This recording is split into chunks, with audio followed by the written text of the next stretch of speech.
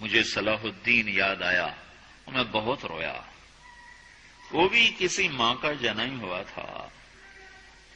اس کے زمانے میں کرک، ایک ہمارے پاکستان میں کرک ہے، ایک اردن میں کرک ہے. اونچی پہاڑی پر وہ شہر ہے، بڑا دشوار قلعہ ہے. اس پر ایک حکمران تھا عیسائی، اس کا نام تھا ریجنالڈ. تو کرک کے قریب سے قافلے گزرتے تھے حج کے. تو اس نے ایک دفعہ حاجیوں کے قافلے پہ حملہ کیا اور کہنے لگا بلاؤ اپنے محمد کو تمہاری مدد کرے، اور سارے حاجیوں کو تعطیق کر دیا. اور دوسری دفعہ اس نے بحری بیڑا تیار کیا اور مدینے پر حملہ کرنے کے لیے وہ بندرگاہ تک پہنچا یمبو کی، لیکن موسمی حالات سازگار نہ تھے تو واپس ہو گیا. تو حطین کی لڑائی ہوئی ہے فلسطین میں، جس میں سارا یورپ اپنی طاقت کے ساتھ میدان میں اترا تھا، اور ادھر تنہا صلاح الدین ایوبی رحمت اللہ علیہ اکیلا اس لشکر سے ٹکرایا تھا. اور انہیں اس میں ساری رومن امپائر کو شکست ہوئی تھی. تو بڑے بڑے بادشاہ اس میں گرفتار ہوئے. تو اس میں ریجنالڈ بھی گرفتار ہو کے آیا.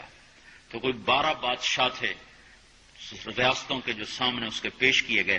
تو پیاس کی شدت سے سب کا برا حال تھا. تو صلاح الدین نے سب کو پانی پیش کیا، ریجنالڈ کو نہیں پیش کیا.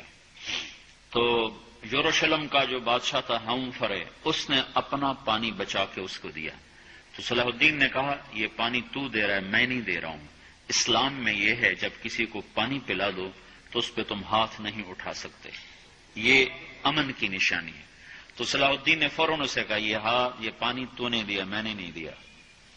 تو پھر انہوں نے ریجنالڈ کو اسلام کی دعوت دی کہ تو مسلمان ہو جا، میں تجھے دعوت دیتا ہوں. اس نے انکار کر دیا، کہا میں نہیں ہوتا.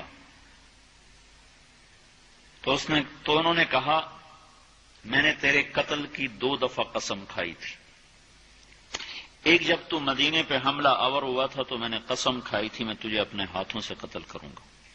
اور دوسری دفعہ جب تم نے حاجیوں پہ حملہ کر کے کہا تھا بلاؤ محمد کو، تو میں نے قسم کھائی تھی کہ مجھے اللہ نے موقع دیا تو میں اپنے ہاتھ سے تیری گردن اڑاؤں گا. آج محمد کا ادنا غلام تیری اس بات پر یہ فریضہ ادا کرنے کے لیے آ رہا ہے. اور اپنی تلوار سے اس کی گردن اڑائی، وہ پیچھے لٹک گئی، پوری نہیں اڑی، پیچھے لٹک گئی. خوفناک منظر بن گیا.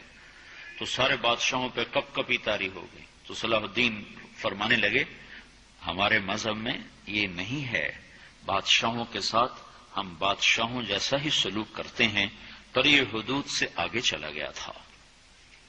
اب مجھے یہ قصہ بھولا ہوا تھا، مجھے انہی حادثوں میں، انہی ہنگاموں میں وہ یاد آیا.